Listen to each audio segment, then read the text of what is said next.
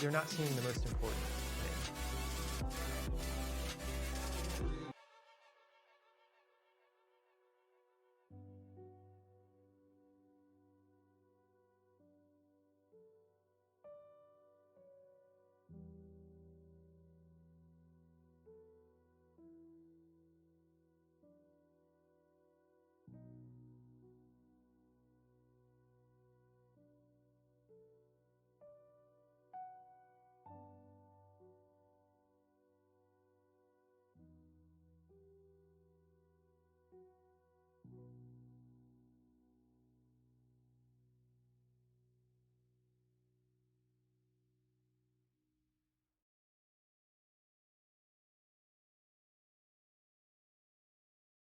Normal. There we go.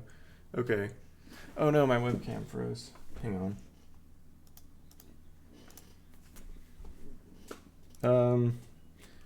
You can't. I don't have it, so it can actually show you. Though, why is my webcam froze? Nah, I gotta get a new webcam. Okay, no webcam for today. Sup, welcome everyone. Okay, so this is going to be a casual interview. If anyone has questions based on, I should enter a command for guest. That'd be good. Oh well. If anyone has questions they'd like to ask based on what we're talking about, you can put them in the chat and I will ask. Oh, what is your name, by the way? I forgot.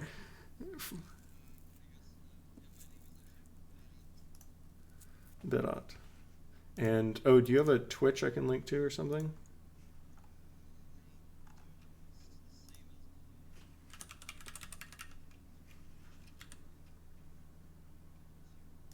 Berat.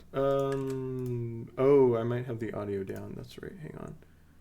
Yeah, audio desktop. Yeah, it's showing up muted. Damn. Okay, get all the technical stuff. So I'll add another. Let's see. Audio source, and then voice at a 10th of the volume. Okay, well, I'll do Scarlet. Let's see. Try talking now. Hello, 1, 2, 3. Okay, there we go. I think it's coming through now.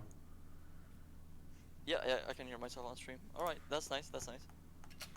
Okay. Yeah, so someone said his voice is a 10th of the volume.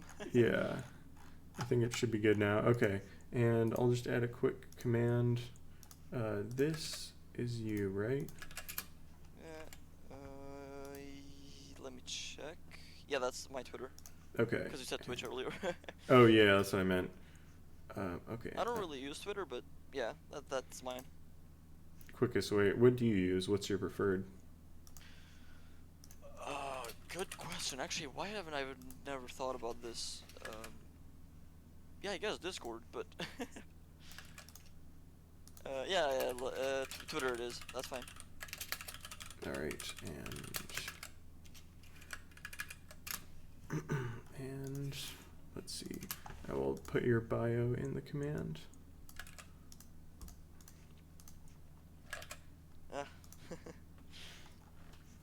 And okay, submit. So there should be a guest command there, and then I can put that in the stream title. There we go. Okay. And there we go. All sounds good. Let's try now. Oh, what? I'm not logged in OBS, it says in the chat. Why? Okay. Oh no. Latest OBS updates have been super annoying. Tree Squirrel Or Pants stream says, only. is this a podcast interview? Sort of. It's less work than a podcast, basically. That's honest. Yeah, and also I just want to like work on my game and also like talk to people while I work because it's boring to just work in silence, I feel like. Yeah, I agree with you actually. Oh, there, now it's showing. Oh, that's why I didn't show stream information before. Okay. Okay, yeah, now I got everything. Weird, it let me stream even though I wasn't logged in. Okay. Yeah, let's get started. So, yeah, give a quick introduction. Who are you? What do you do? So my name is Berat Hassani, or otherwise known as Freddles, aka my online alias. And I am a 19-year-old developer who has started a company in Kosovo to develop games and hopefully, grow, expand, and make even bigger PC games at one point in time. And I'm proud to sort of say that we're sort of one of the first companies at least, to do stuff in Kosovo about game development, and I think that's a pretty nice title to hold, I guess. Mm-hmm. Yeah. So what did it take to like start a scene there? Like you're the first scene there, or like was there other stuff before? Well, the people who initiated the scene, they were trying to start the scene before me. I didn't know that there was other people trying to do something about game development in Kosovo. To be honest, I always thought I was one of the only people. But then I one day on Facebook, I was browsing and I saw this ad for a game jam happening in Kosovo, and it was actually the global game jam. Mm-hmm. And so I was like immediately interested when I saw that it was in Pristina in Kosovo. Immediately joined, made this really long description of why I should be accepted, and then I got accepted. Mm-hmm. And then the host told me that I was the only one who actually wrote a description. Everyone else just sort of skimmed it, saying just either didn't write anything or just like one sentence just to get it over with. And that's actually where they saw that I'm really interested in it. But it makes sense, I guess. I mean, game dev is all I do in my life. I don't know what I would do without game dev at this point in my life. What year was that? Yeah. That was the one you're seeing on stream. That was in 2020. I think the first one happened in 2019, as I remember it. Actually, if you zoom in on that image there with all the people in it, I think I should be there. Oh, there's no 2019 page, I guess. Let's see. Yeah. Let me. Oh, Chrome is not liking that. Okay. I don't think they have a full size, but. Yeah. Let me see. So, that guy on the back with the glasses, the one on the left. That's me. Okay. The one you're holding your cursor over. It's a very low res picture. Yeah. Um, There's probably a higher resolution original somewhere. But. Huh. Actually, that's kind of weird. I thought this was 2019. I guess it must have been 2020. Before the pandemic. Yeah, actually, this was before the pandemic. Oh, right. Or was it? Yeah, there was a few I don't months. know, I got the dates mixed up, I swear. Yeah, it's easy to forget that there was 2 months in 2020 where there wasn't a pandemic. Yeah, I'm not sure because I'm pretty solid that picture was taken in 2019. Mm-hmm. But there it says 2020, so I don't know. But yeah, so in 2019 I saw that game jam, as I was saying earlier. Mm-hmm. Signed up, and it was pretty damn good for a first game jam. It was also the first game jam that I went to in my life. Mm-hmm. There was a lot of people there that I didn't know. I didn't know people were even interested in game jams. Mm-hmm. There was only one person I knew who was involved with game making or game design actually in Kosovo. Her name is Agnesa. She now works at Techland actually, working on what's their new game that they're making? I forgot the name of it. Who's Techland? Dying Light 2. Oh, Dying Light 2. Yeah, Damn. so there's people from Kosovo working on Dying Light 2, which is pretty That awesome. is cool, yeah. What's her Twitter or following wherever? Excuse me? Or does she have a Twitter or some kind of site or something?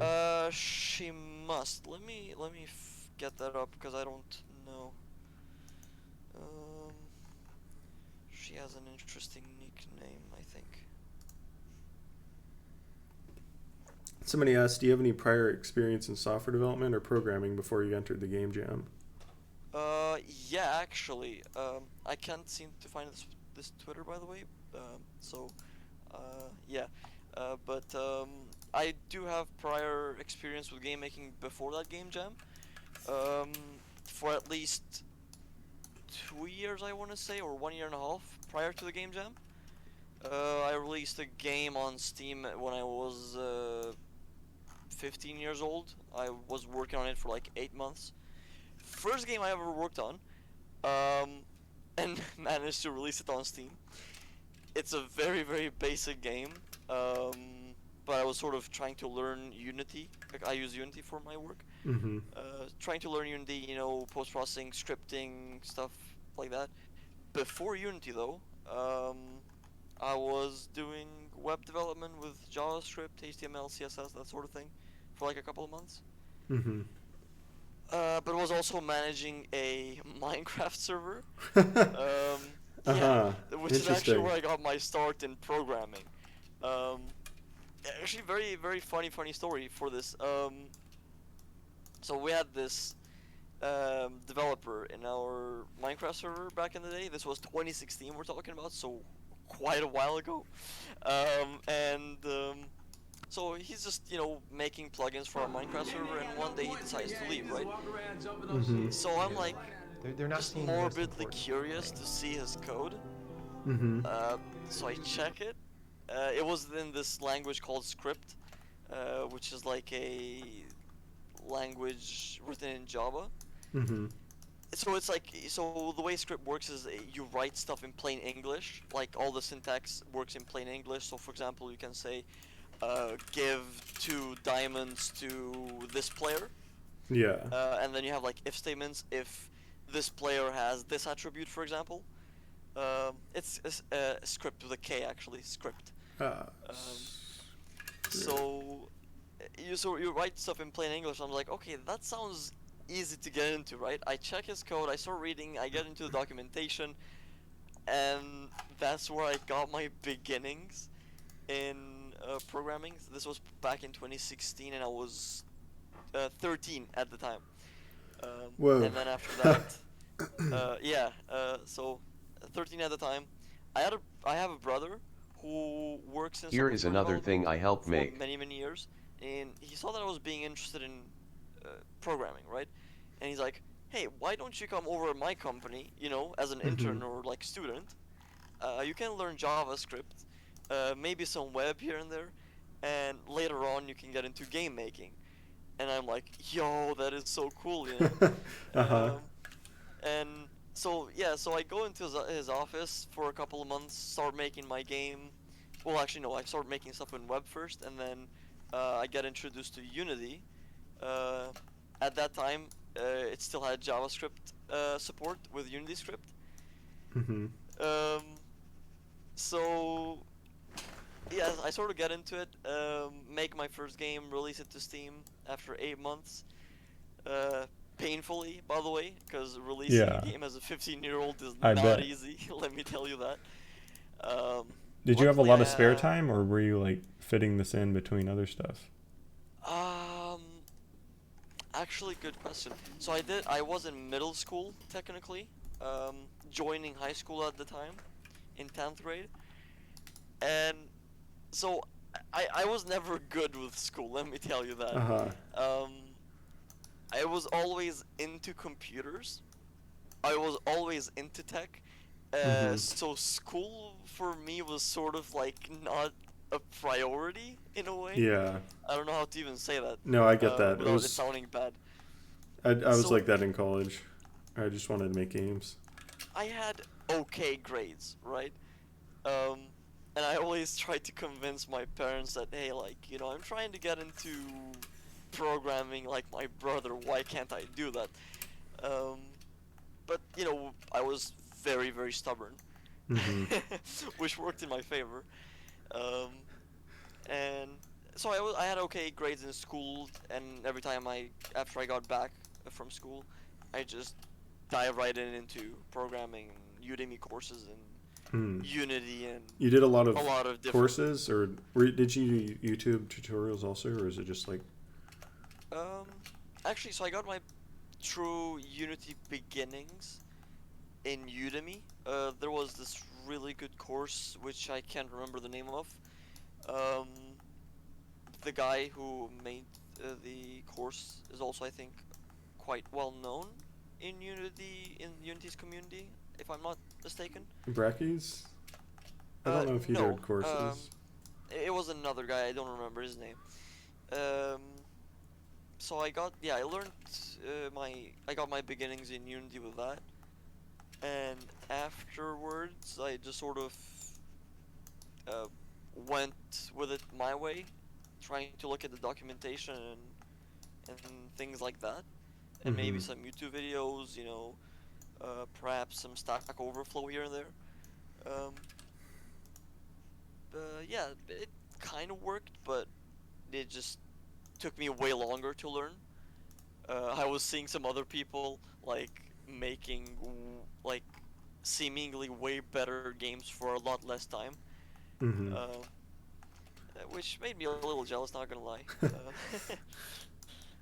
but I always had the excuse that I'm coding my own game completely, and I wasn't taking assets. So actually, I still stick to this, even to this day. I do not use any sort of assets from Unity Asset Store or even other places. I always try to make my own assets, whether it's 3D models, sprites, code, especially code actually. Yeah. Unless it's like something like shaders, which I'm not good with. Yeah, I think I was like that too. Yeah. It's just shaders are like the weird thing that take forever to figure out, and even when you figure them out, it's like kind of magic almost. It just it works like so different from normal programming. It's like hard to. Exactly. I don't think the syntax is too hard, but then you get into the maths, which spoiler alert, I'm not good with maths. At least not as good as I think I should be for shaders. So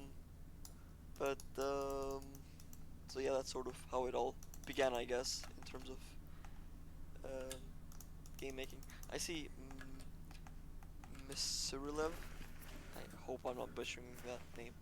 Said fellow JS game developer. Yes, I really like JavaScript. So unpopular opinion, perhaps. Yeah, I remember doing JavaScript for like as a software developer, and like it doesn't work like normal programming languages. It's like everything runs at the same time or something. Like that. It's like because you have to do like code like function callbacks, and like you build the web page and all the code just kind of is there.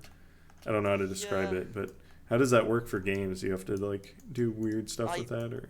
Well, I don't know very much about JavaScript. I only learned a little bit of it, and then I actually transitioned into C#, which I've spent most of my time with actually. But I got my beginnings in JavaScript. Okay, yeah. Unity script was deprecated in 20. Oh yeah, I remember that. Yeah. I think, or 2019. I think I first started with that as well. Unity script. I was forced to transition to C#. So the scene there, you mentioned earlier about how it started. It was like, or not earlier in this call, but like before I started the stream, you mentioned like there was attempts to start it, but like it never went anywhere, and now it is going somewhere. Yeah. So yeah, let me tell you about that. So I should say, before I went to that game jam which I mentioned earlier, there was another very, very small game jam where I think only like 6 people participated.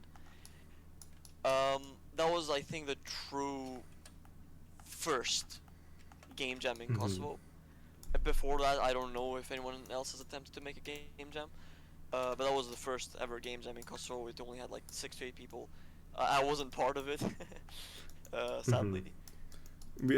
Did you know about it, or you just weren't able to go? Well, no, I didn't know actually, because I would have definitely gone into it, but I just didn't know about it. It was so small that, yeah. But so yeah, about the attempts before any of this happened, before 2018, 2017. Um, Back in 2010, 2011, that sort of time, there was a couple of companies that are still around today. They make software in general, not games, just software. Uh, Things like websites and desktop applications. They made a Facebook game, like a platformer, Mm-hmm. and I think that's like one of the first Albanian or Kosovo games ever made. Um, Before that, I don't know. It was actually a hit for some reason, even though it was a really, really simple platformer, like the Score Chaser. Um, I don't even remember the name of it because it was so long ago. In 2013, or slash 2014, there was a really, really amazing attempt at starting the gaming scene here in Kosovo, or game development scene. Um, and it was actually by my own brother. Ah. Uh-huh. Um, he's a software developer, but always wanted to get into games, just he never could. Yeah. And he, with the help of a couple of other developers, they made a card game for Facebook. But the twist about the card game was that it was a local game that we play here in Kosovo. Mm-hmm. So it was a local card game, right? Yeah. They released it to Facebook, and it was a huge success. Uh, Um, these guys, I mean, I still cannot believe the numbers. Like, it was nuts, but they had over 1 million monthly active users. Holy Like, shit! How did they yes. monetize it, or did they monetize it? Well, here's the thing. Um, Kosovo, in the state that it was, especially back in 2013, and also because of how Facebook worked in 2013, advertisements weren't really a thing, right? Uh-huh. They had ads, they tried to get some sponsors, but it was so bad that it just didn't work, right? Monetization was a complete mess. So they didn't have enough funds to keep the servers running, especially Oh, with that damn. many people playing it. Yeah. So they flopped, which is pretty sad Yeah. because I think if the same thing was done today, even Mm-hmm. in the same platform as Facebook, it could work. It could probably be a hit again, and it would probably also generate enough funds to keep it running, or even, more than just to Yeah. keep it running. Yeah. Um, so that was nuts, to be honest. I don't remember much of the time because I was still pretty young at that time. Mm-hmm. Although I do remember asking my brother to give me more money in the game, which of course he didn't do. um, they had, yeah, um, it flopped after a while, which is pretty sad. They had Mm-hmm. plans to release it to mobile, but they never made that, funds and stuff and jobs. So Mm-hmm. everyone just went into something else. Which brings us to today, I guess, 2017 and onwards, um, where I can truly say that's the time when um, the Kosovo game development scene truly began. Um, Let me read the chat here. Oh, yeah. Somebody asked how you did in the game jam, global game jam. Are there links to your results or what you made? Oh, so, um, I guess you can search it up on the Global Game Jam page. Um, Wait, hang on, let me bring it up actually. So we personally, me and my team, made this quote-unquote game. I don't even know if you could call it a game.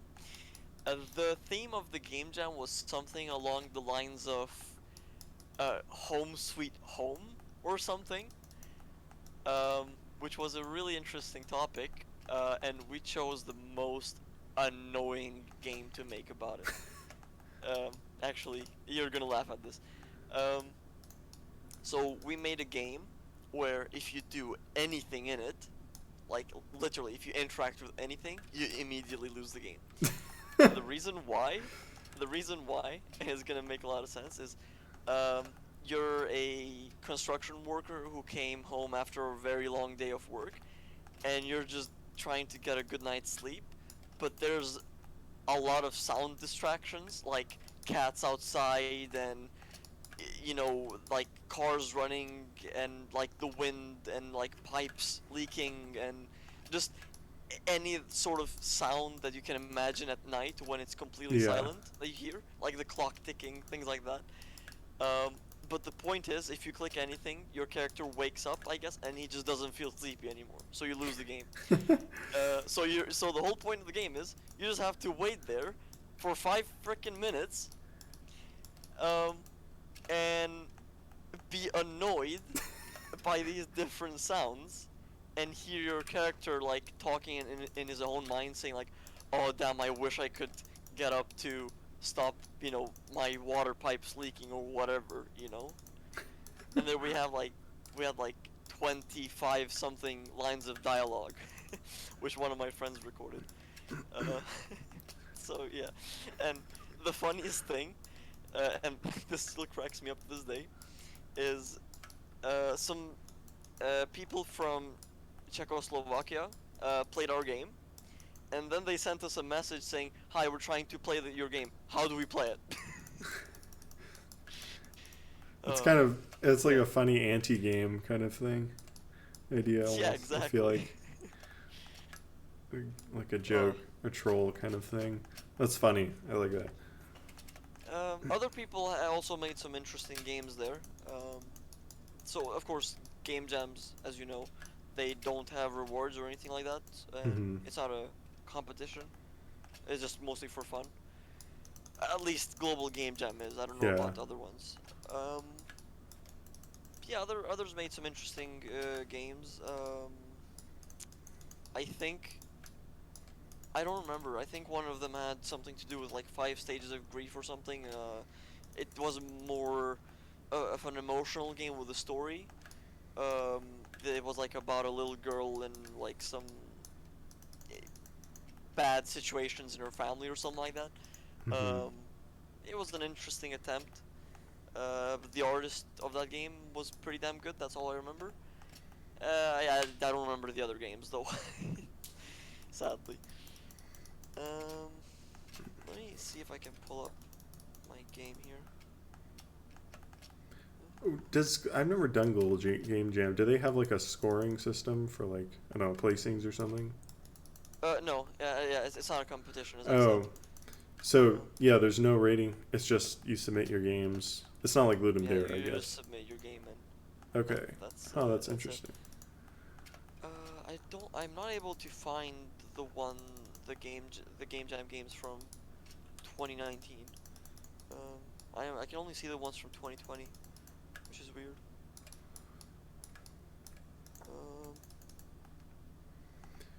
Yeah.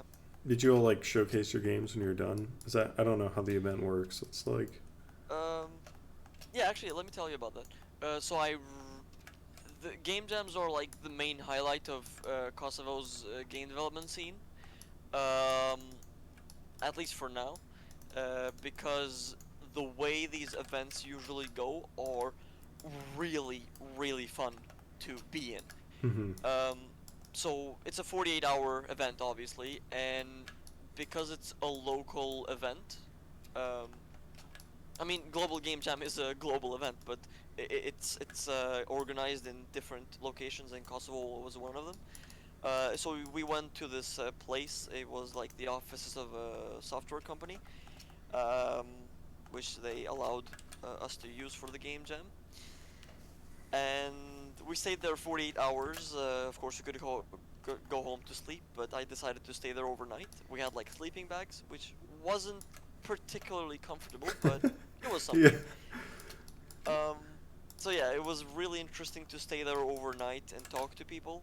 And the reason why these game jams are so fun is because we do more than just make games. Yeah. We play music, we share stories, we draw stuff, we play games. People bring, VR headsets and PS4s and things like that, and we just sort of have LAN parties and That's fun. play board games and stuff like that. It's really really fun. Yeah.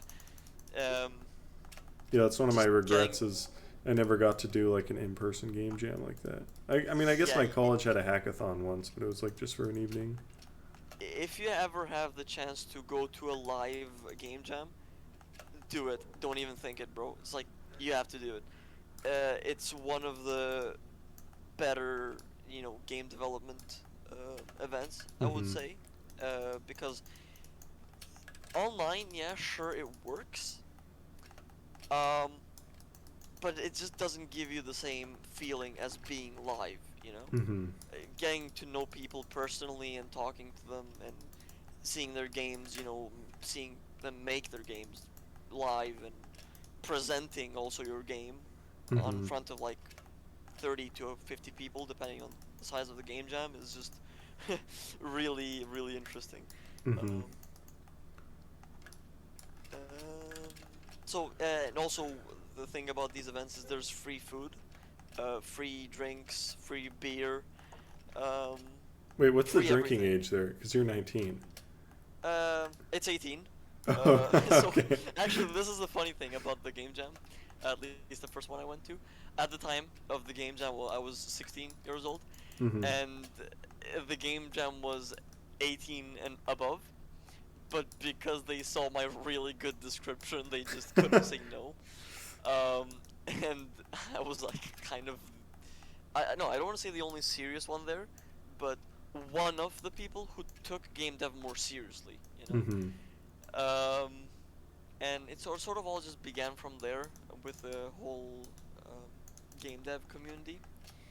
Now we have a Facebook group and a Discord group called Kosovo Game Developers.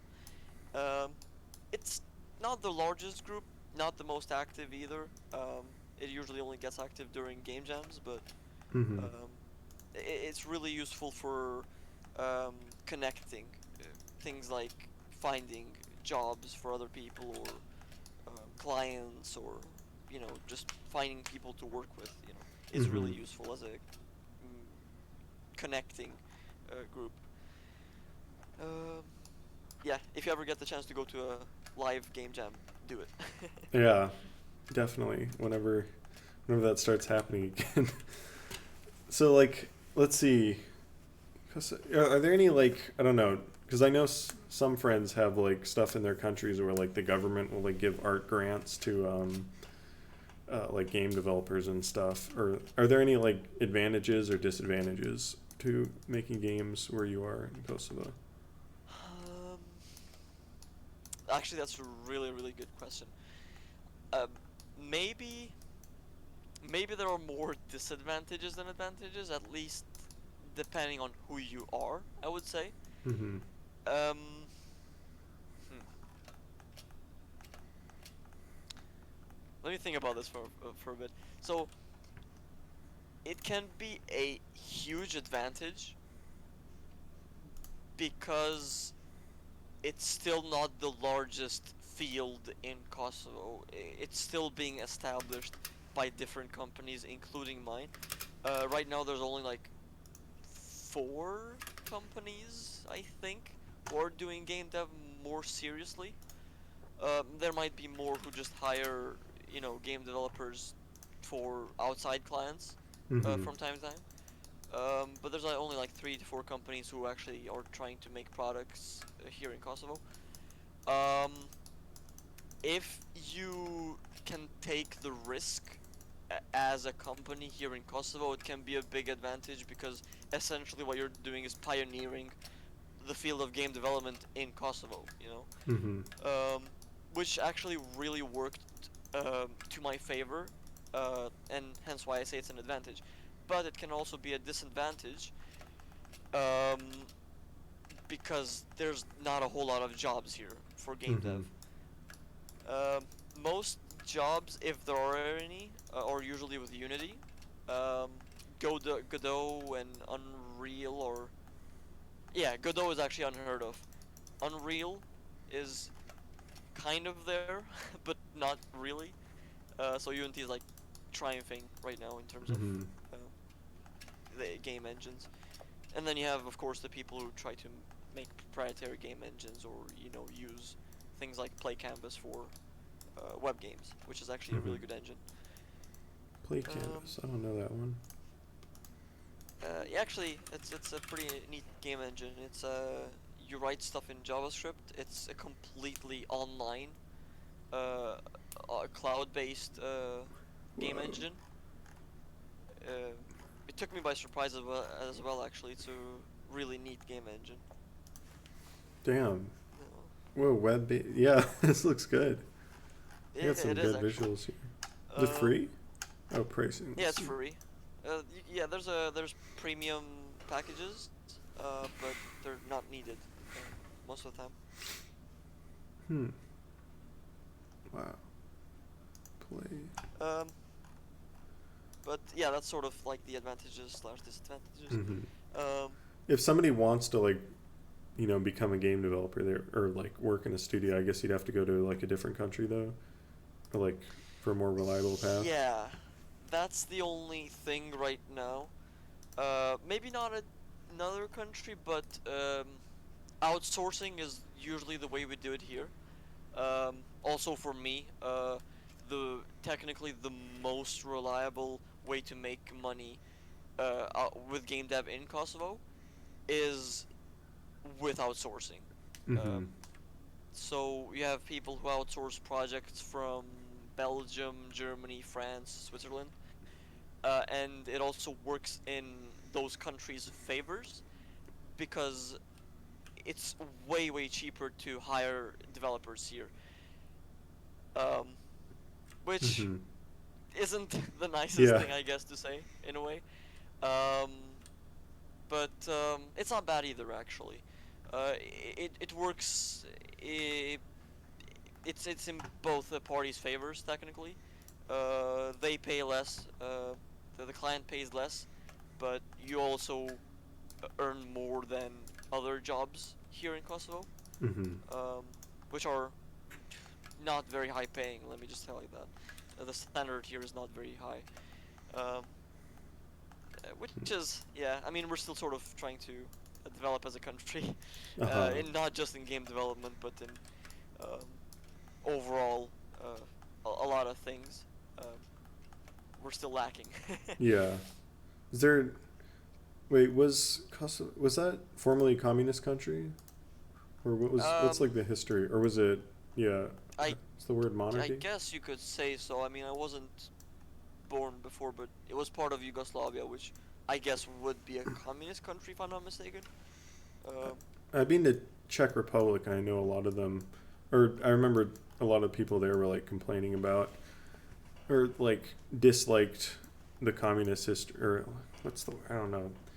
They resented it because it like slowed down progress a lot in their country. Yeah, I guess. I don't know much about like that sort of thing. No, Kosovo is a republic, so and we're a democratic country. And yeah, but let's not even get into politics, to be honest. Yeah. I don't even know it myself. It's like, you want to mention the dotted line border with Serbia? Yeah.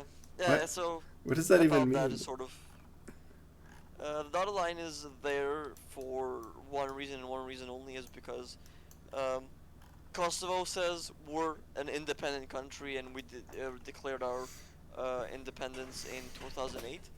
Actually, we just had our Independence Day like less than a week ago, actually. But Serbia doesn't accept our independence. So there's a lot of disputes for this, and that's why there's a dotted line there on the map. Okay. Is there? Yeah, it's not a good thing, but yeah. Yeah, that sounds like not a good thing. The surrounding countries, are there game development scenes here that you know about? I think, from what I've heard, Macedonia has a pretty damn good game dev scene. As I've heard from some colleagues, I guess.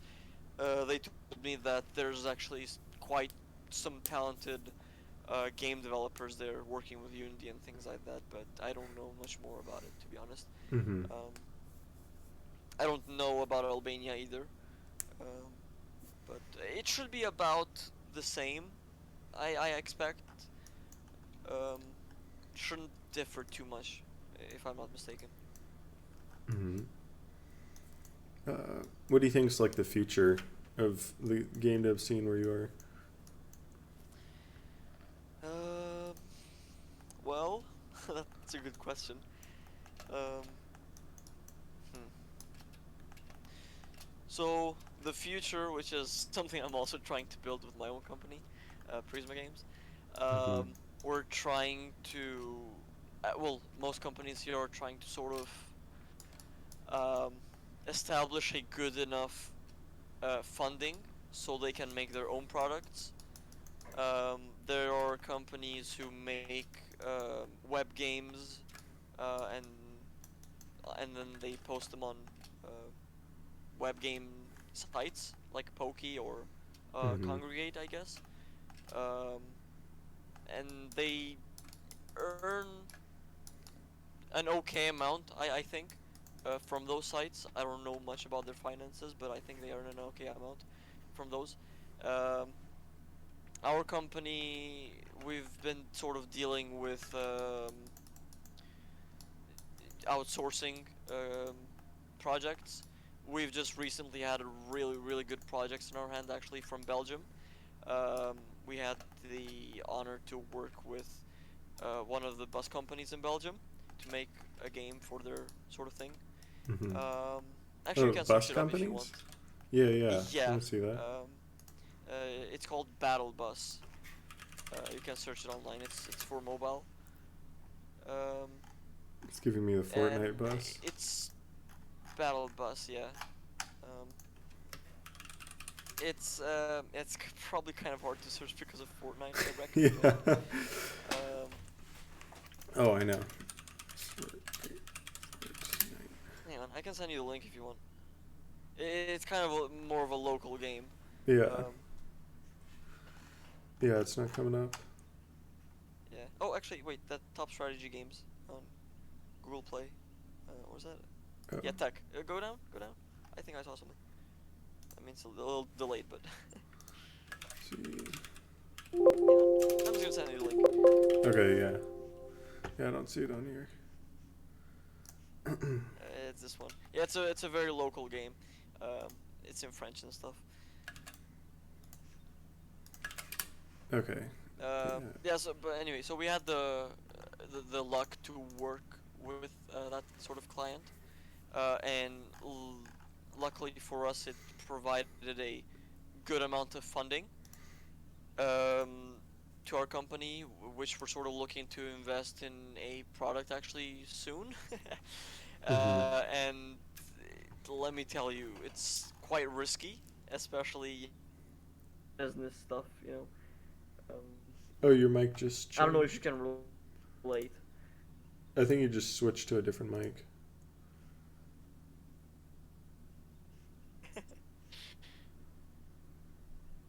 You there? Hello? Can you hear me? Yeah, yeah. I think you're back Alright. on your Let me first just mic. grab my laptop charger really quick. It's running low on juice. Okay. Be right back. Anyone in chat have questions you want to ask? Again, we're interviewing Berat Hassani from Kosovo.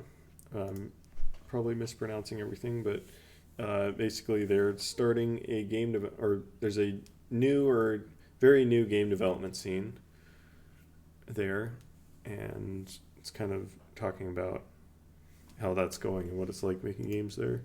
It's kind of all that area is very new to like game development.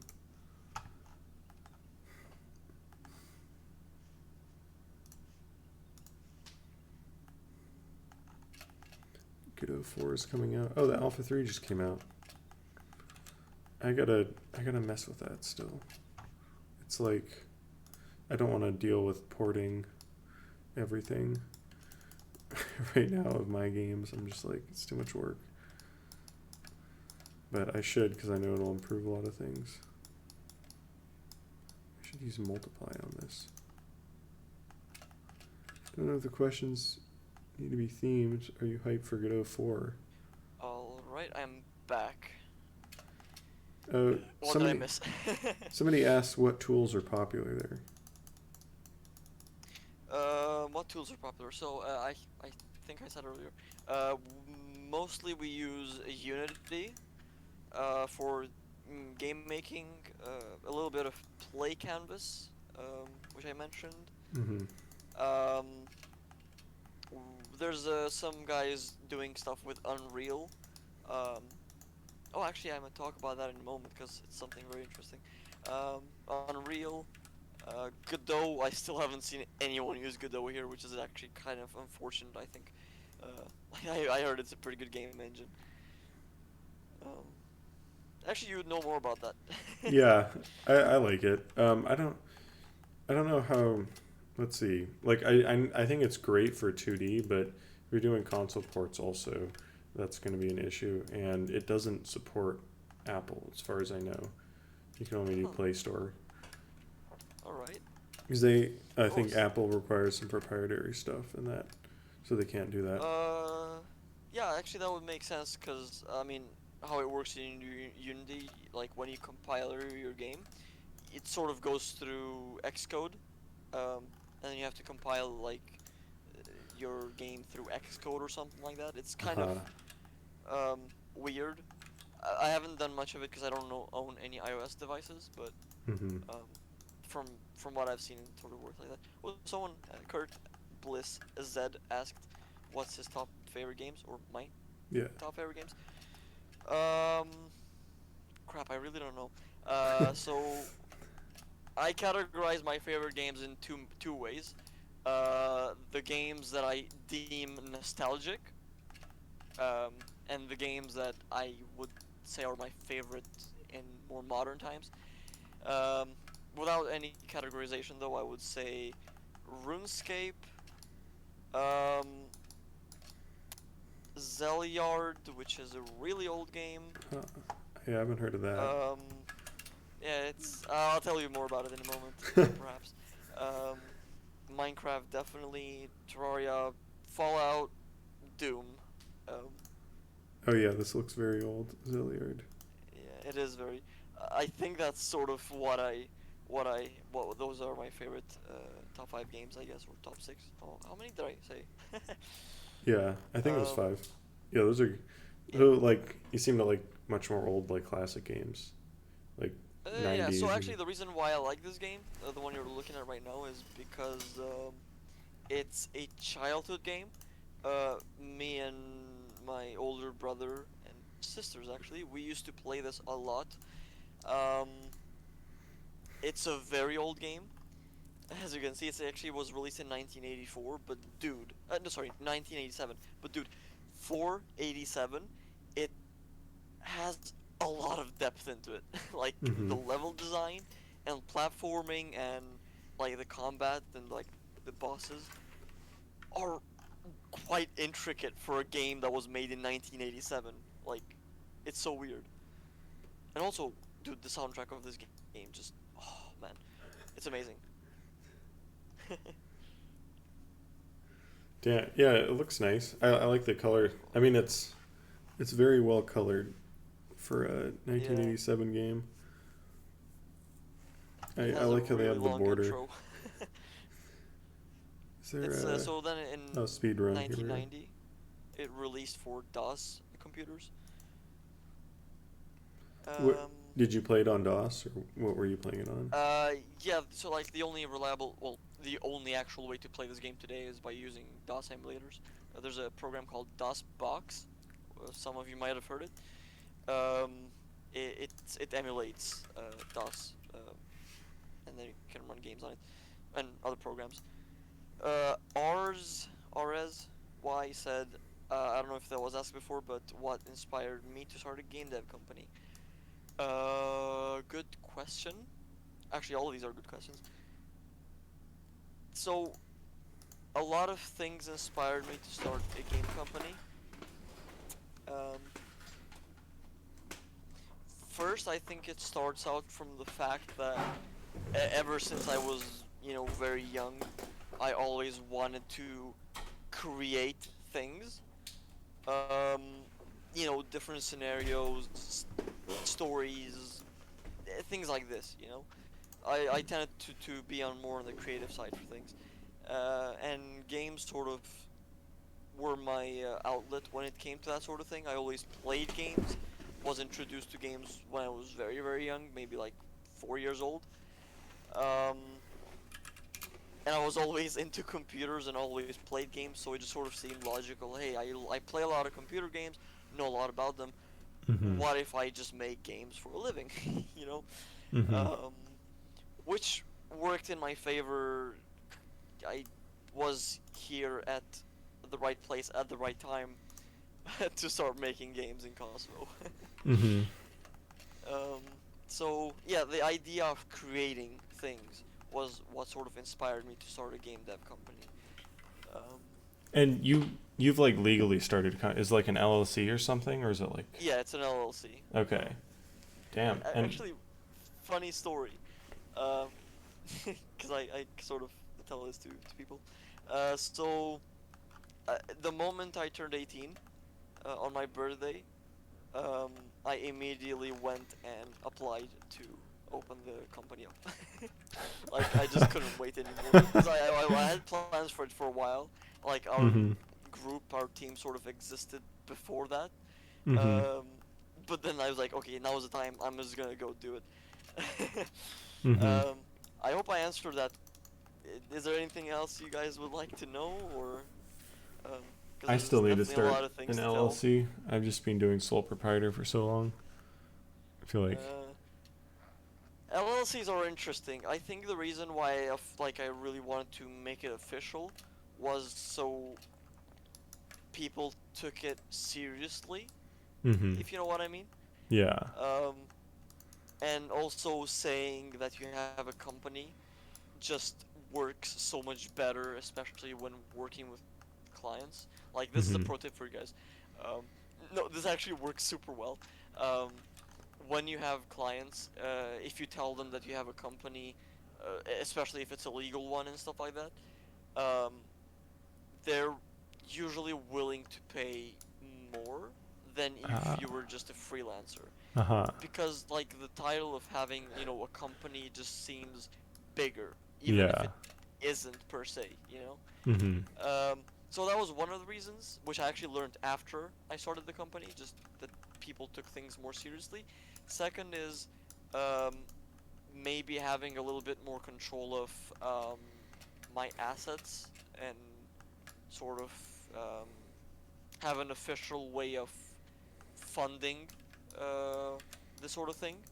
Mm-hmm. Um, if that makes any sense, and also for potential grants by the government in the future. I think they offer um, grants in the tech field for smaller businesses, if I'm not mistaken. Mm-hmm.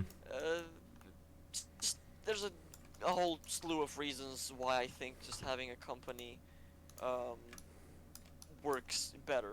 But also, and this may be the biggest reason why I wanted to open a company, is I wanted to start hiring people with the money I earned from clients. Hmm. Um, so I've already had the luck to hire a developer to work on some things with me. It was for a client project, but it was really fun nonetheless. And just uh, telling someone that, hey, this is a legal job with contracts and pension and everything like that, it just is way safer for the people to also come work at. Mm-hmm. If you just tell someone, hey, come to work at my place, I'll offer you this much money, but there's no contracts or pension, it sounds kind of sketchy. It Mm-hmm. doesn't sound the best. um, Kurt said, I have a review for Zeliard on my watch it later list. That game looks neat. It definitely is. It's hard as balls, though, I'm going to tell you right now. It's a really hard game. Yeah, all those old school games are like always super hard. Yes, exactly. And then he also said, "Do you ever make or want to make any programs of video game specifically for anyone?" Huh? So you mean uh, like engines or proprietary I engines think or? they're asking, you make a game for someone? programs of video. Never mind. I don't know. We're using it. I mean, I'm gonna take that as a proprietary game engine. No, I don't have plans for that. Unity's too comfortable, I guess, to start making a bigger program. And also there's a really good saying. You might have heard it. It goes something like, "Make games, not tech." Mm-hmm. I think it's pretty popular in Gamedev as a quote. I don't know who said it, but it resonates a lot with me. So yeah, that's sort of what I live by. Make games, not tech. You know, whatever game engine you use, just make a game. You know. Yeah. um. You have employees, by the way, right? You said. Right now I don't. But Do you- I'm looking to hire soon. How do you I've get the actually- funding for hiring employees? Is it just out of pocket? Well, as I said earlier, actually, it's from working with clients outside our country, which usually pay well enough. Do they pay in It's advance, still a risk. and then you hire the employees, or are you paying out of pocket to the employees though? Can you define that? I mean, what do you Like, so let's say a client hires you to make, an out-of-country client hires you to make something, and it's like, okay, I need to hire an artist for this. Do you go and you find an artist and then you pay them with money from your savings, or does the client pay you like a few $1,000s in advance and then you use that money to hire the artist? It depends. I mean, which client you're working with, but I think it's usually pretty standard that whenever you start working with, serious clients like other companies that are trying to outsource their products, they usually pay you a percentage of the full cost in advance, because then it also builds a sort of trust between the two parties. Because obviously, if you send them a receipt and then you don't deliver, that's obviously fraud. Yeah. And you can get in trouble for that. And if you tell them, hey, and if they don't pay you in the beginning, then there also might be less motivation for the company itself to make stuff. I don't know. It's just safer both ways. You receive the money in advance, so then you also you have to deliver, or else you're screwed. Yeah. Which makes a lot of sense. And how do you determine how much to charge for like a client job?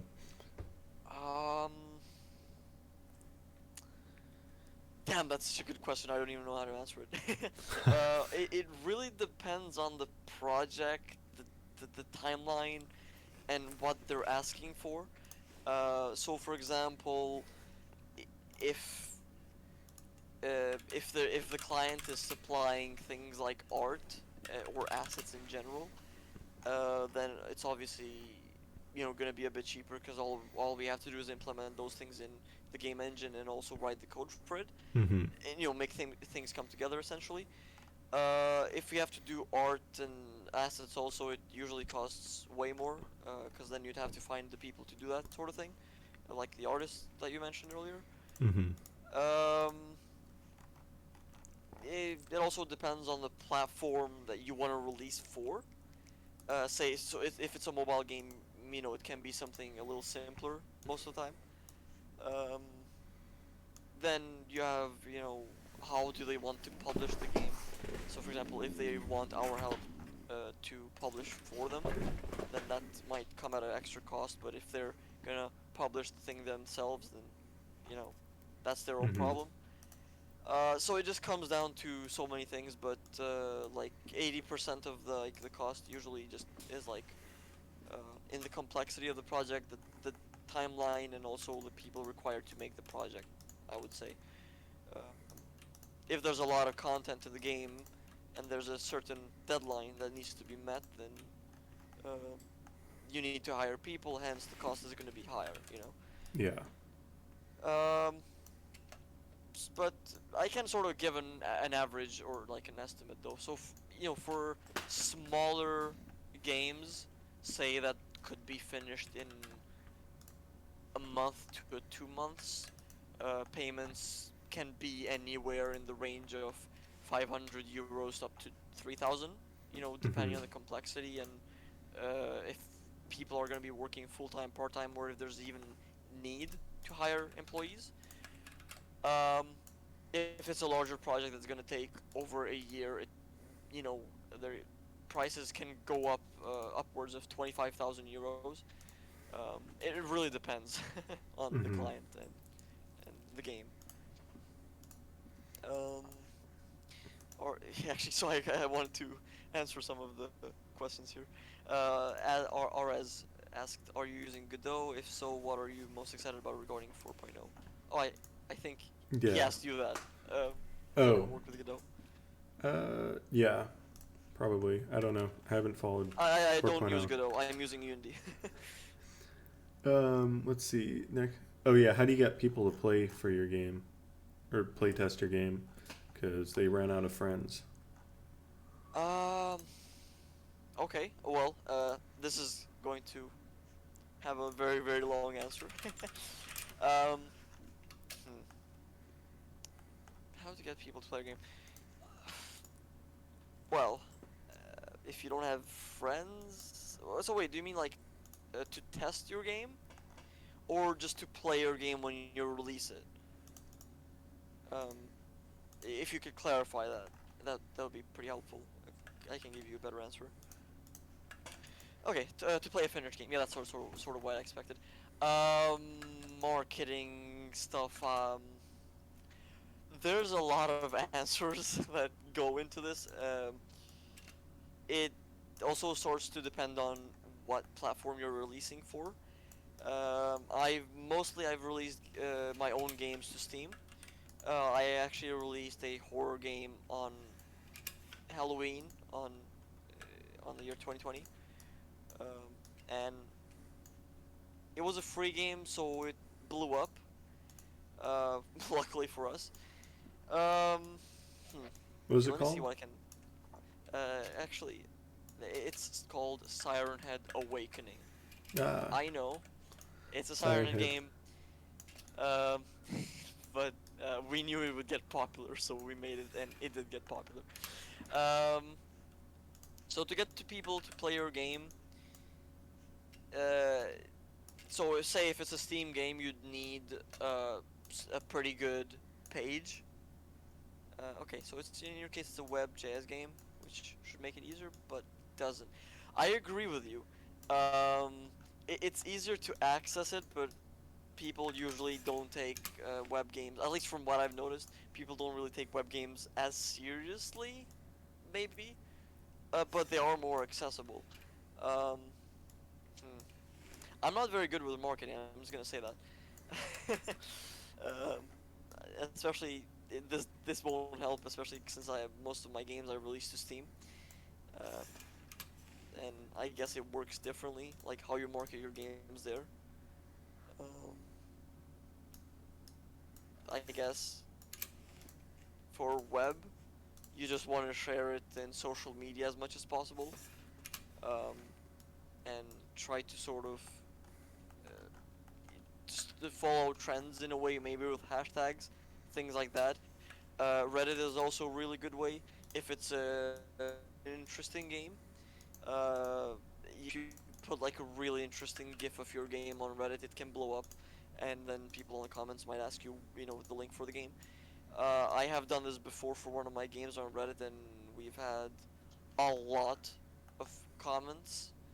Um, and if you're willing to go the extra mile in Reddit, I don't know how this works, but getting people to award you things like platinum awards or paid rewards on Reddit uh, usually signals to people like, hey, this is a pretty interesting post since someone gave a award to it, I guess.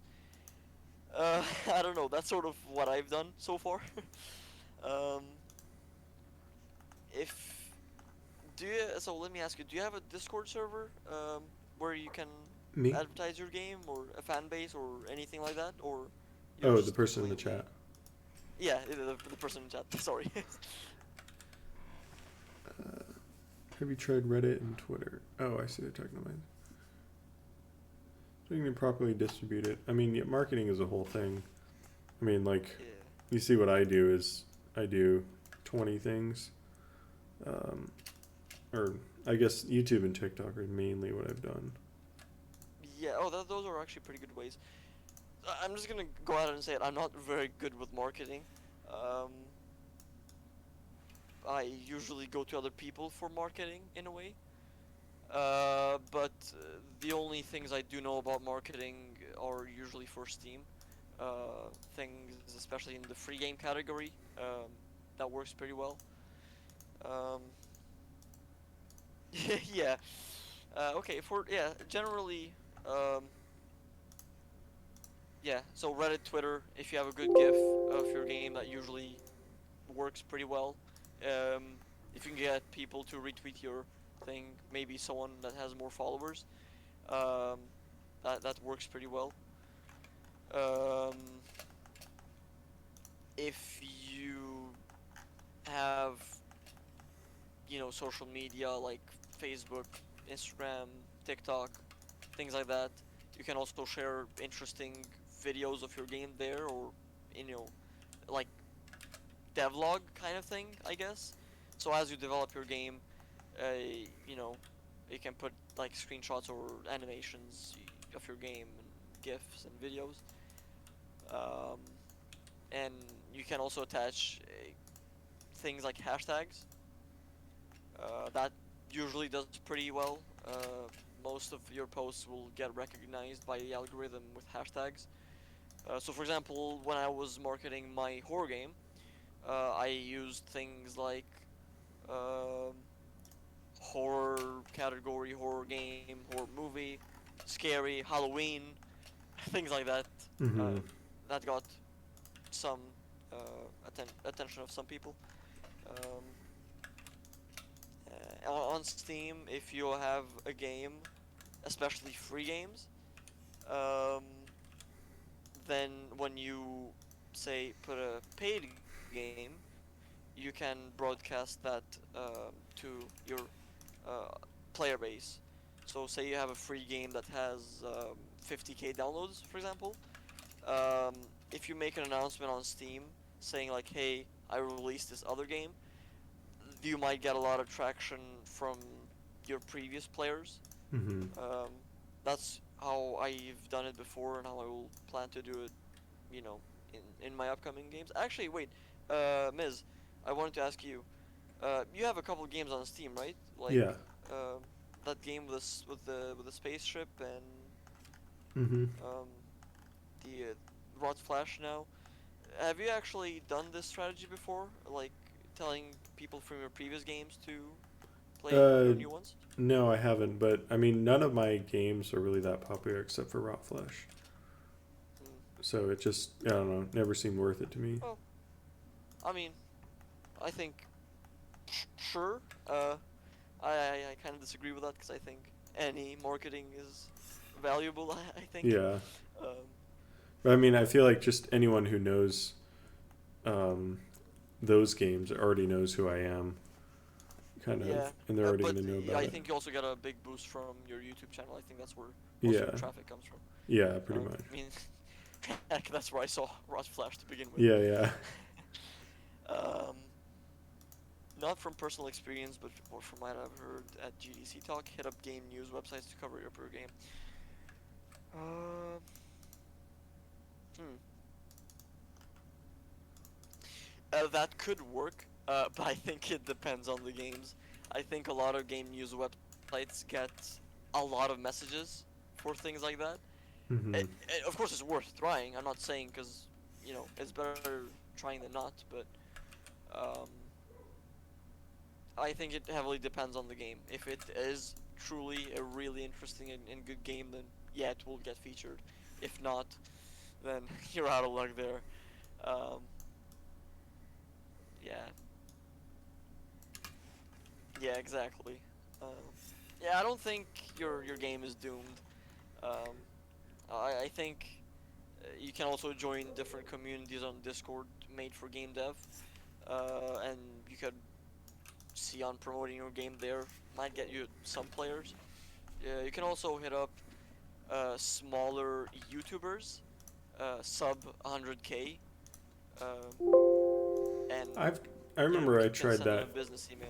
years ago, and maybe I reached out to like 50 people, and maybe like one of them played it, and it was like, Yeah, it's a long shot, but it's still a shot, you know. yeah, um, there was that one quote. I don't remember who said it. Uh, you miss one or no. What was the quote? Hang on. you miss 100% of the shots you don't take. Yeah, exactly that one. Who said that actually? I know I it's don't someone. know. I think it was someone from basketball. Um, you know, Probably that would make on sense. famous. Some kind of. Of course, if you make too many shots and you miss all of them, then you get really depressed and lose motivation. Yeah. So the challenge is, how do you balance? I'm getting a lot of posts from The Office TV show on this On which? on this quote. Oh, let's see. Apparently, the guy who said it is called Wayne Gretzky. Um, cool. Yeah, Wayne Gretzky. That's funny. the I guy who never said thought that. about the source of that quote. All right, let's see. How long are we going for? Huh. An hour and a half, about. Let's see. If it is a horror game with a lot of luck, you get Markiplier to play it, but I think most people will also try to play games Hour that and they 15. think would gain the attention. Yeah. I got kind of lucky for my own horror game. A lot of YouTubers did play it, but not the big ones like Markiplier or Jacksepticeye or, to the Lord forgive, you know, PewDiePie. um, if you get your games to be played by those, then you've hit the mother load. Let's see. We've been going about an hour and 15 minutes. How are you doing so far? Are you like, I don't have any more questions that I can think of right now. Do you have like other stuff you want to talk about? And does anybody in chat have anything they want to ask? Yeah, I think most of our questions are coming from chat. Yeah. You can message game devs that got successful and ask them about their experience. The thing is that a lot of game developers got successful in a time that was like different from now. So like, what worked for them probably won't work for you. Is something you have to worry about. I think it's just really on a game-to-game basis. Yeah, just what you can do is optimize your chances of your game being a success, but you can't ensure that it's gonna be a success. If you know what I mean. Mm-hmm. So the optimizations, as I said, you know, I mean, we've been talking about this for the past half hour or something, but things like hitting up YouTubers, trying to put your stuff on Reddit, Twitter, TikTok. Actually, TikTok is really good right now. Yeah. I heard. I don't use it personally because I despise the platform, but it's just like free sales. Yeah. It's so easy. I would recommend trying it out. Pretty much. If you already have made games before, then as I said, you know, Steam and stuff like that, or yeah. If you're a content creator like Miz in this case, then you know, obviously you market your game through devlogs. But there's another thing which a lot of people don't talk about, and it's just content creation in general. The more content you make, whatever content it is, writing articles, making posts, the more posts you make, the more chances you have at one of those posts getting famous or popular, if that makes any sense. So, yeah, it's like you just gotta keep trying, at least in the beginning, until you sort of have a fan base, I think.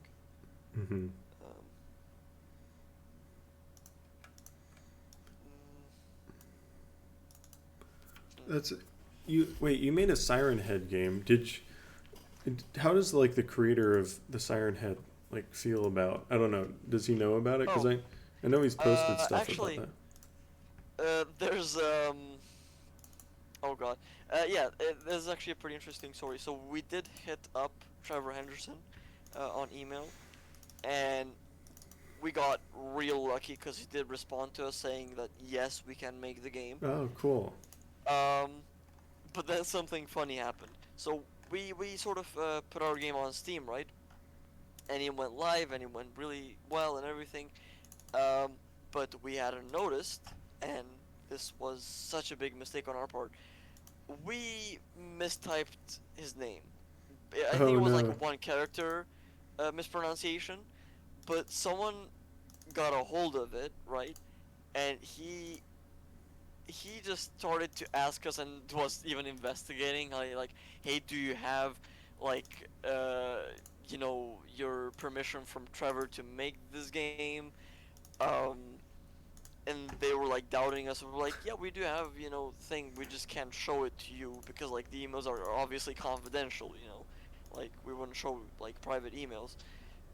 And then he wouldn't trust us, and um, yeah.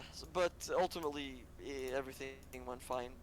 We obviously fixed the typo on the Steam page. Um, and yeah, so we did get the license or the permission from Trevor to make the game, and we did.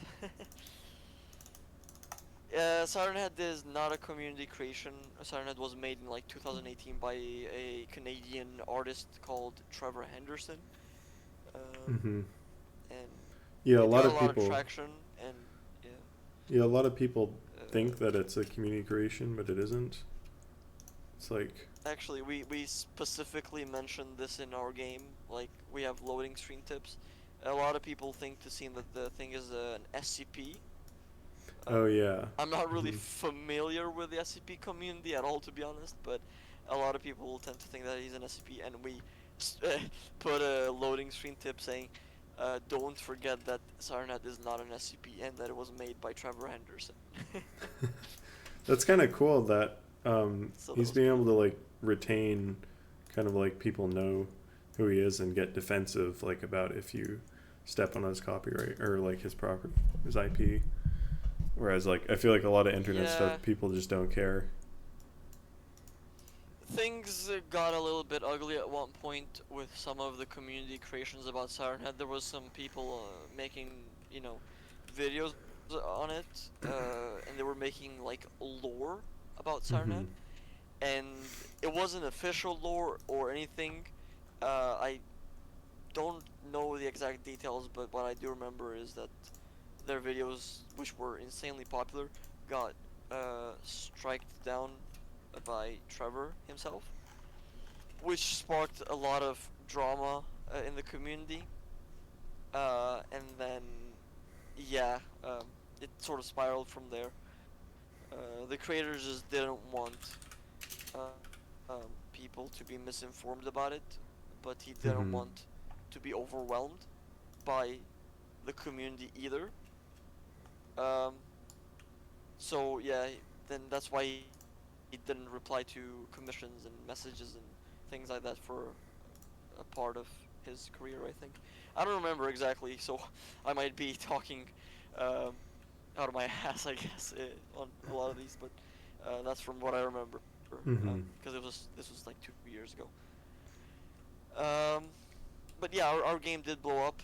Luckily, right now we have around 300,000 uh, downloads, players. Um, I don't know what the metric was exactly. What's it Um, called? a lot of The title of the game? the game, Yeah. uh, Siren Head Awakening.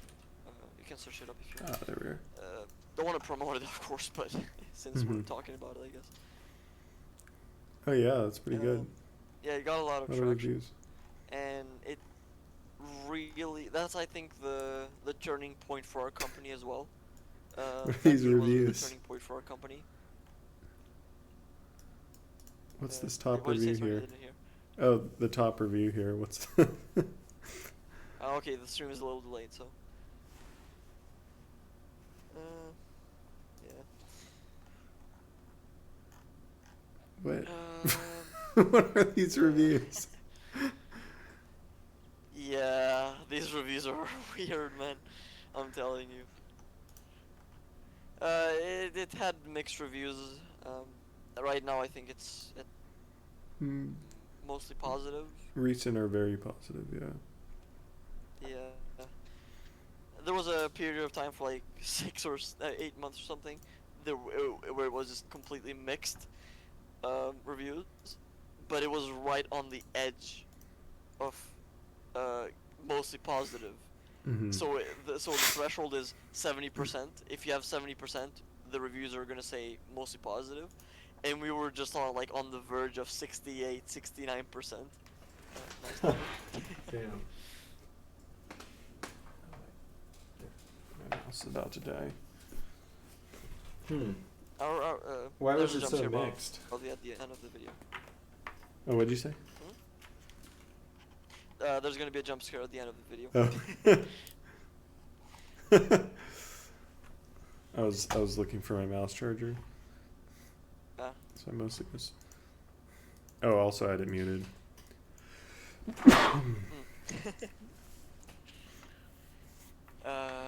Yeah.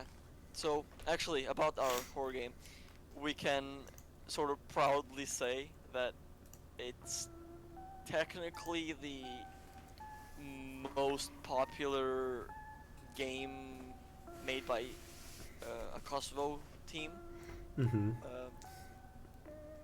on the foreign market at least, uh, which is pretty interesting title to have, I guess. How many Um, people worked on this? 4 or 5, yeah, 5 people worked on this. We had a writer, which a copywriter, I guess, who made sure for a lot of the text in the game and stuff they were okay and the story was alright. We had a 3D modeler. Obviously, you had me, who was the main developer on the project. Then we also had a couple testers and managers, sort of thing like that, and also soundtrack, sound designers. So yeah, about 4 or 5 people, Mm-hmm. and then you have the beta testers, because we had a private beta where we invited people to play the game, and that was super fun, to be honest. I remember that.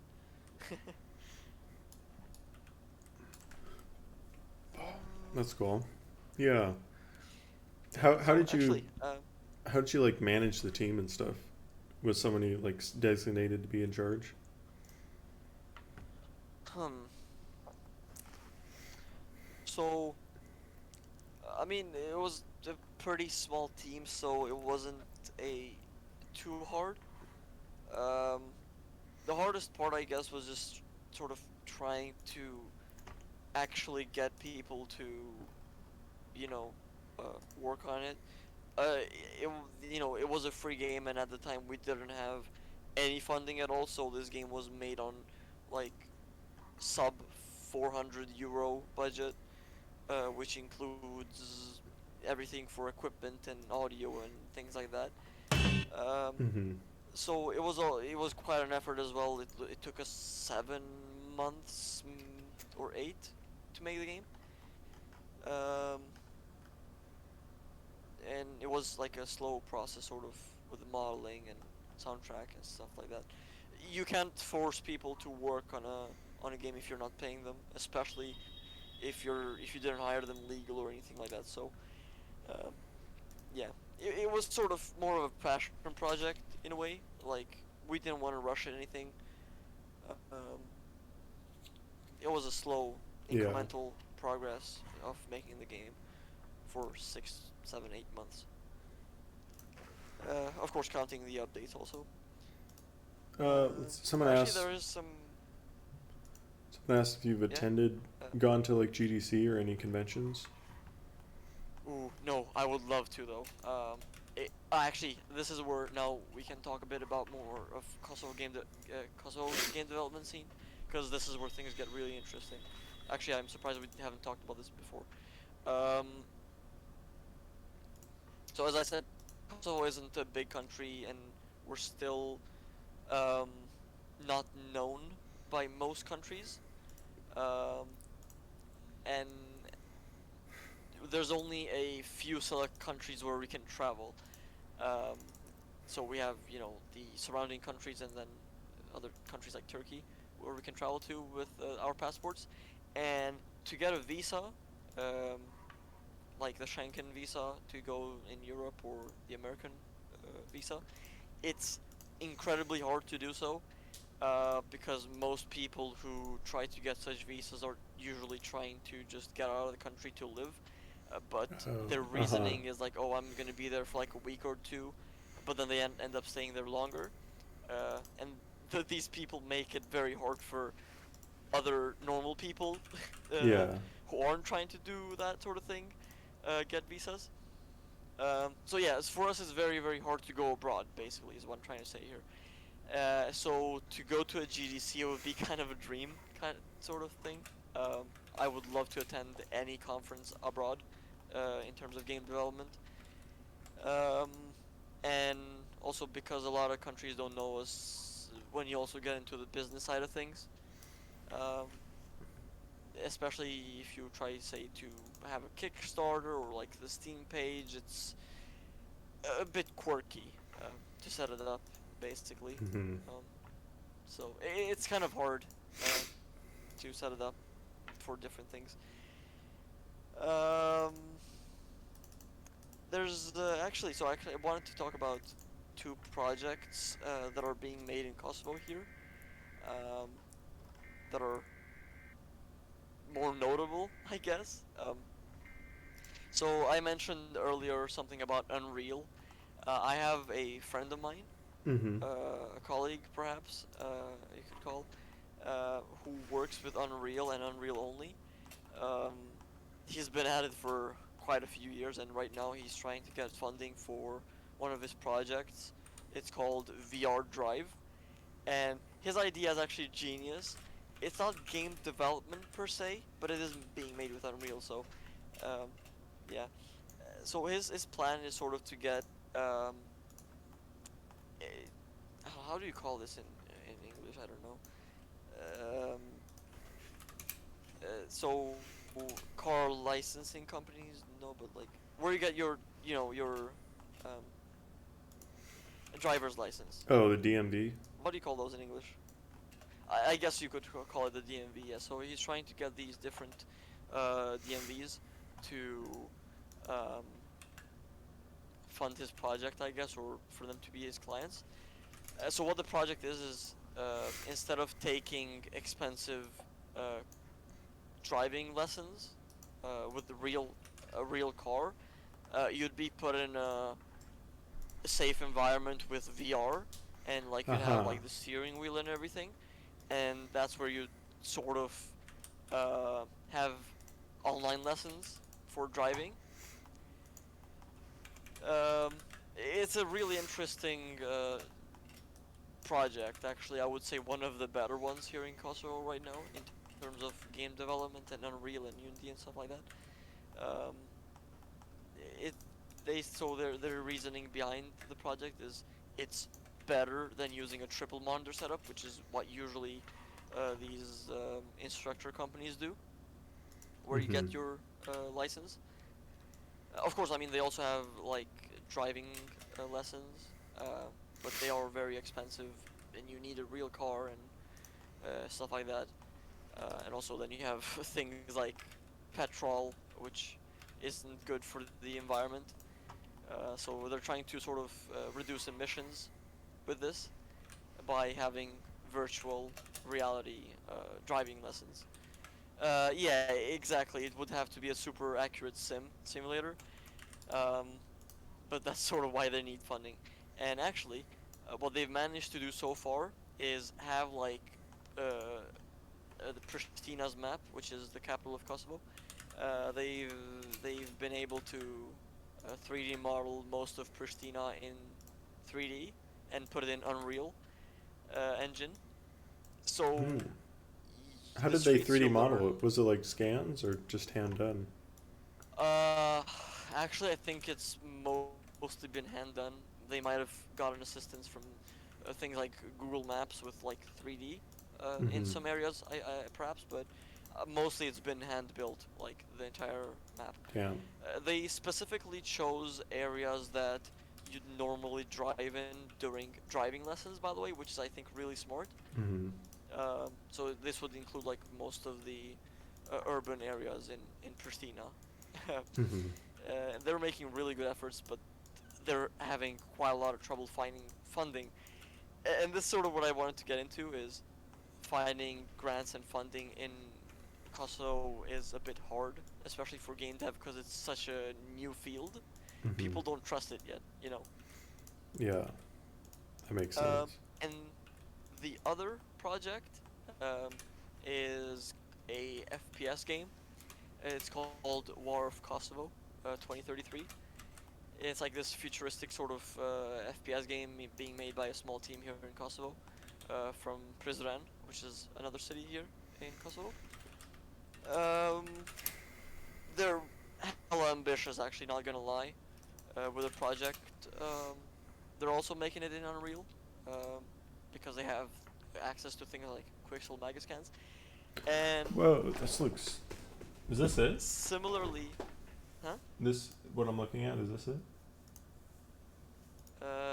Wait, because your stream is delayed, obviously. So, How much of a delay is there?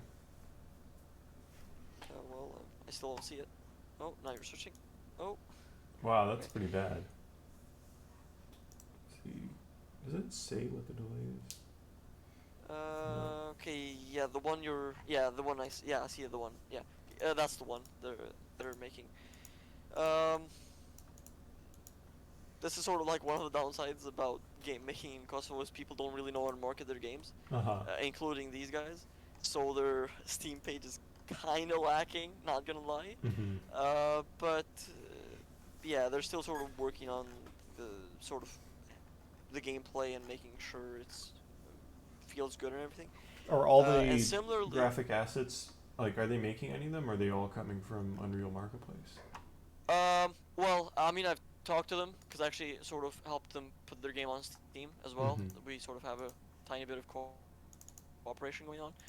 Um, they're trying to make most of the assets themselves, and actually similarly to the other project VR Drive, they are also trying to simulate real world places. Uh, Instead of Pristina, though, they're trying to remake the city of Damn. Mm-hmm. Prizren as playable maps in their game, which I think is a really interesting idea. Um, I really can't wait to see where it goes actually, because it looks really ambitious. Recently, they've been on a lot of Albanian news outlets and TV channels and stuff like that, and that's really good. Um, but they've gone a bit backwards on their marketing, is because they didn't really ask people to wishlist their game, which is Mm. the main metric they should be going Uh huh. for a pre-release game on Steam. um, Yeah. but yeah, they're sort of trying to do something about it. That looks good. Damn, that's like this is like almost AAA level kind of visuals. Yeah, they've been at it for like 2 years, if I'm not mistaken. Um, Do they have they any used to gameplay have a footage? trailer for the game, but they removed it because it was really, really like bad. Yeah. Like it just showed them like walking around the map with some guns, and the lighting was, ugh, really bad. But that was like super early gameplay of it. They've made quite a lot of advancements though since then. Mm-hmm. Yeah. Um, so yeah, I really want to see where these guys go with this project because making an online FPS game, multiplayer, all things like that, is one hard Yeah. to make. Second, it's really really hard to market such a game, especially so big, because there's always sort of better alternatives when you think about it, right? Like this is like the age-old question about game making is why should anyone play my game when there's this other game, you know? Yeah. So I hope they have good reasons for why people should play their game. I think they have pretty good reasons though. um, especially considering they've taken the attention of a lot of people here in Kosovo. Um, and third, um, even if they do make the game, I hope they have enough players to fill their servers because that's the bad thing about online games is if there's not a lot of people on the servers, then You could it's add gonna be a bit bots. lackluster. You could add bots Yeah, and just pretend they're players. I guess I don't know how they're going about this to be honest, but I hope they don't mess it up because it looks like a really interesting project. Um, and yeah. Somebody posted something. I don't know what language that is. Hello, comrade. Is it possible to implement the mechanics of a biome where everything affects each other? That is resources for flora. Yeah. It's just a simulation, though. Oh, is this? Yeah, that's pretty much a simulation. I was wondering if that question was towards you. Russian. Oh, it's Russian. Why would you ask that in Russian? Привет, сука, брат. Do you speak Russian? No. No. But I wish I did. I don't know why I like Russian. Oh, what languages are there? What's like the national language and Oh, stuff? what do we speak here? Yeah. We speak Albanian. Albanian. Okay. Yeah. And when you release games, do you port them in like both languages or? I haven't done that before, but I am looking forward to translating my games to Albanian when I make them. Mm-hmm. So far, they've been, games that wouldn't interest the Albanian market anyway, so there would be no need for it. Mm-hmm. Can you excuse me for a moment? Yeah.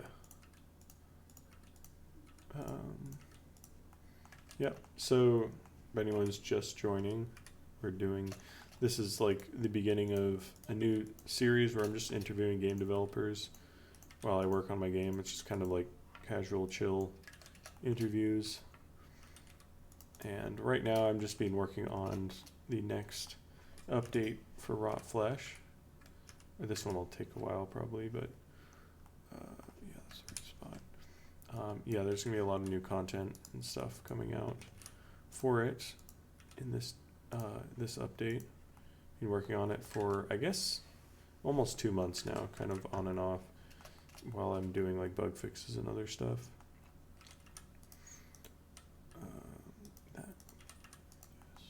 So right now I've been working on the rework for the Oasis area because a lot of the textures were pretty bad in it.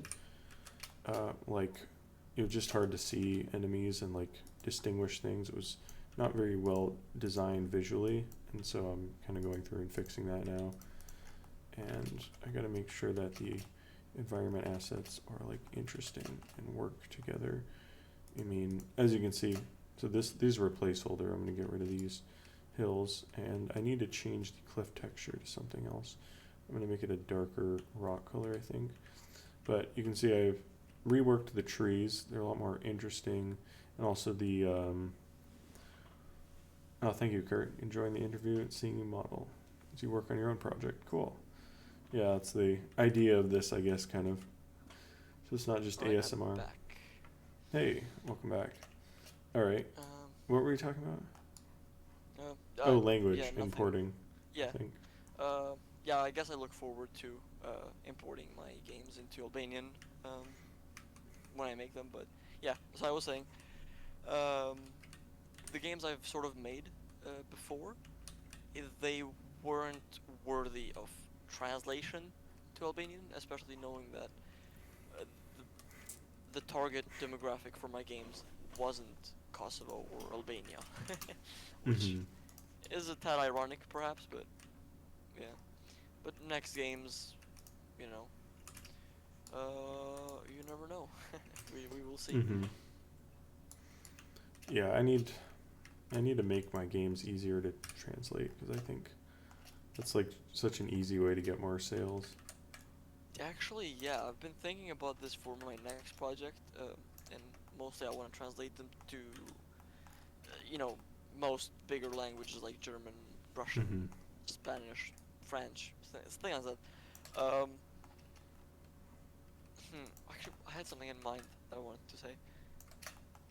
Um, are there any other like questions or things that you would like to know about Kosovo or game development in here, I can't think of maybe anything perhaps right now. someone from the chat? Yeah, we're at an hour and 40, so I think that's a good time to stop now. But Yeah, I have like a couple more minutes to spare. Because what it's time also is it getting there now? late in here. Well, actually, currently I'm 2 time zones away from my country. So right now for me it's 12:30 a.m. p.m. Yeah, a.m. Any other questions, anyone? 12:30, damn. Wait, where is that? 2 time zones away. Right now I'm in Turkey actually visiting here. Okay. So yeah, it's 2 time zones away. Interesting thing about Turkey right now, if I'm not mistaken, is they just don't do daylight time saving. Like they don't switch their clocks by an hour I thought that was only at the all. U.S. that did that. Oh yeah, no, they don't. Oh, actually no, Europe also does it. I Oh, think really? Europe also doesn't want to do it anymore or something like that. I don't remember. I mean, I don't think anyone wants to do it anymore. it's kind of dumb.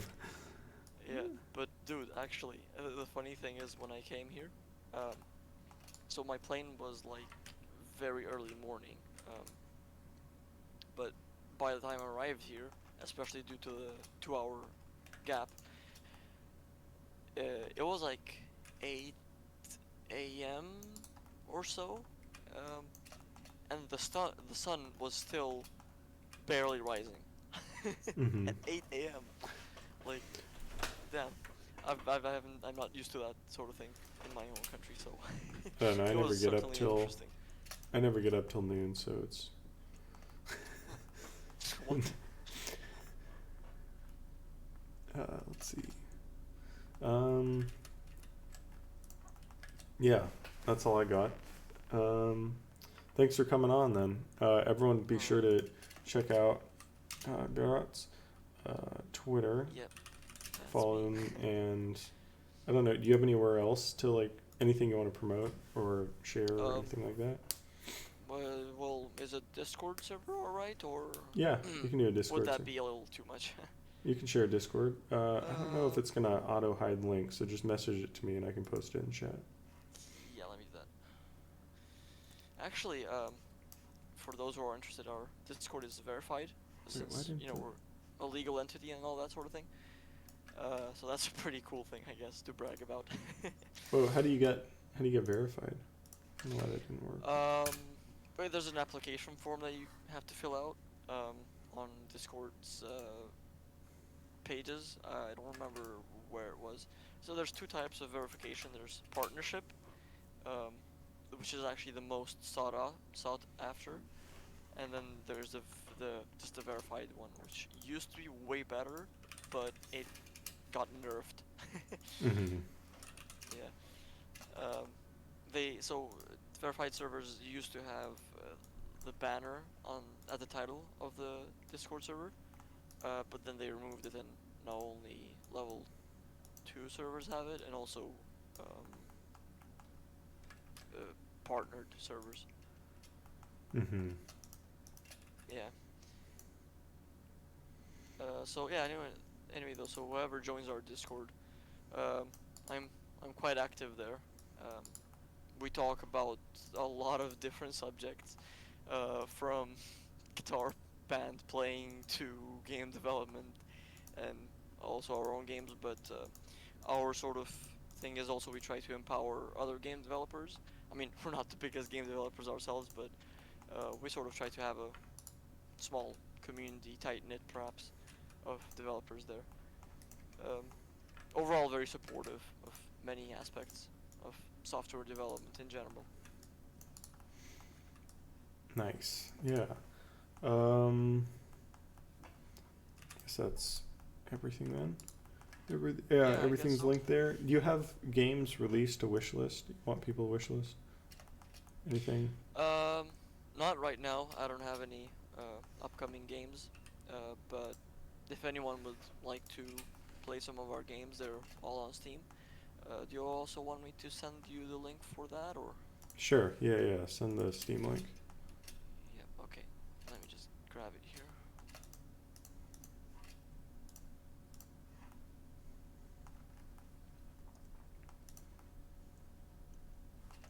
So all of our games right now are free to play, which is good news. Mm-hmm. Let me send it. Oh, how are you planning to monetize your game Oh, if they're all free wait. to play? That's the wrong link. Whoops.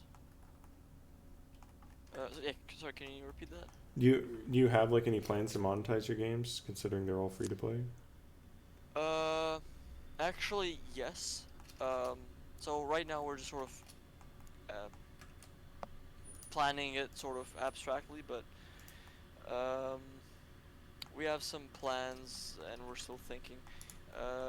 Obviously, so our company right now has a bit of funding, and we're sort of looking where we want to invest, what game we want to make up next. Mm-hmm. There's a couple of games that we're thinking of making. Um, so we're sort of thinking either we should make like some sort of safer, less risky mobile game, which we could add. It could be a freemium game, and if anything, we could also release that same game to Steam for a set amount of price. Um, but I personally am not a huge fan of freemium games. I don't like microtransactions to begin with. So I think the next game we make is probably gonna be a standalone Steam game, uh, monetized $10, $20 depending on the game. Mm-hmm. Um, Well, nothing comes up with that link on Steam. It just shows no results returned. which one? The dev link you sent, or your Steam link. Huh. Oh, that's strange. Hang on. Steam is weird sometimes.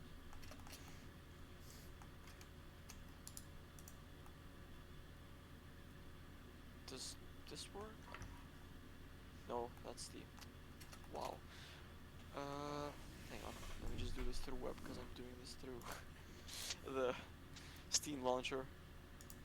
Oh yeah. Easier through Yeah, web. so copying links there is kind of iffy.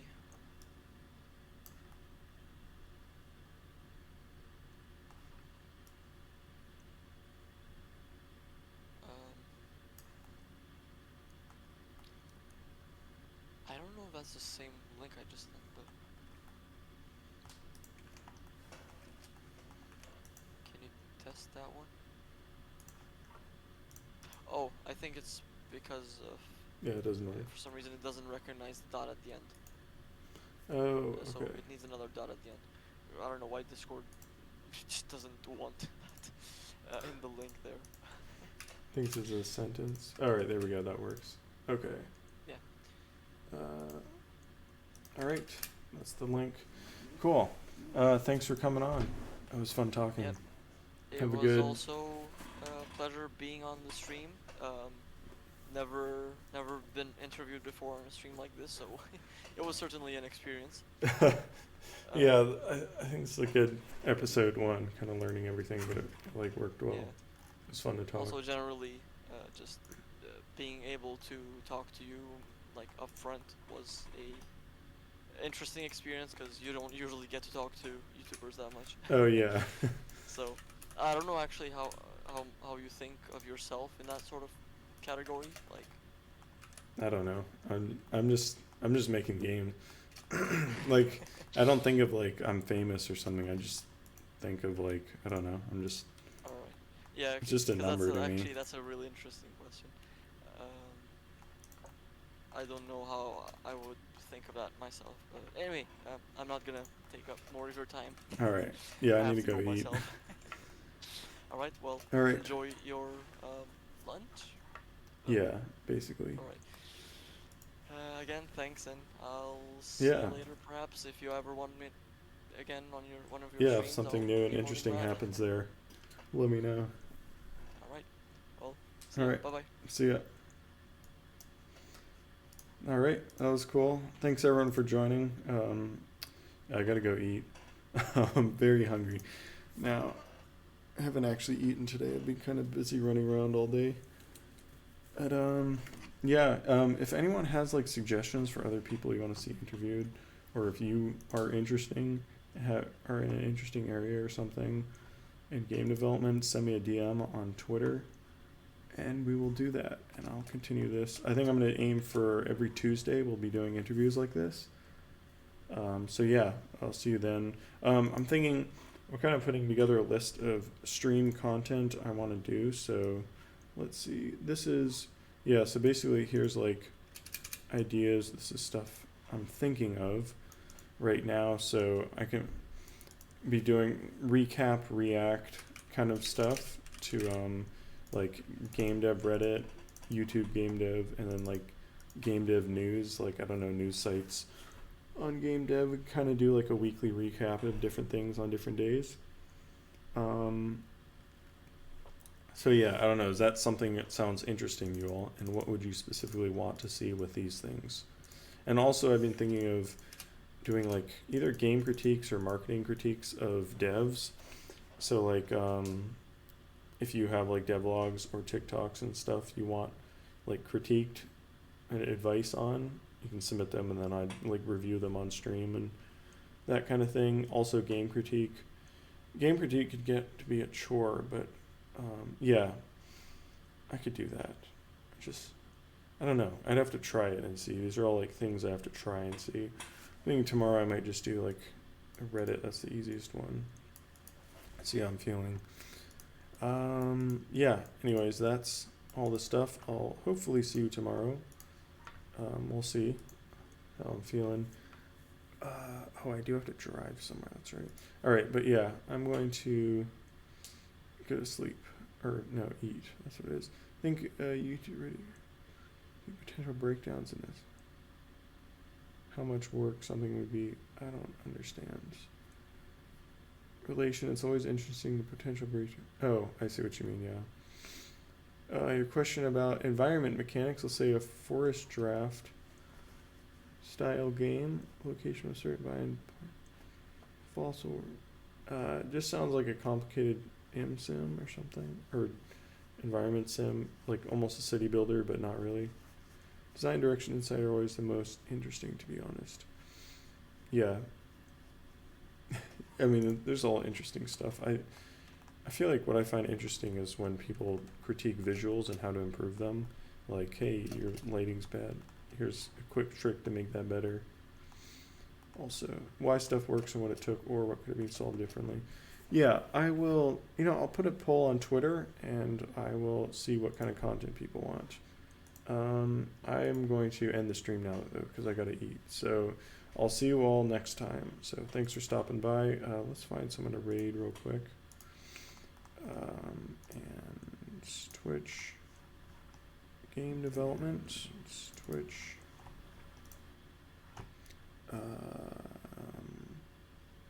Bracky's games. Yeah, let's do Vimlark. I will raid him. Did you know DoorDash lets you like deliver every? Shut up, ads.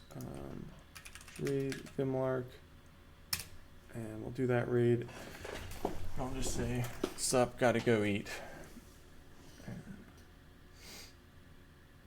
And all right, let's go raid. All right, see you all next time.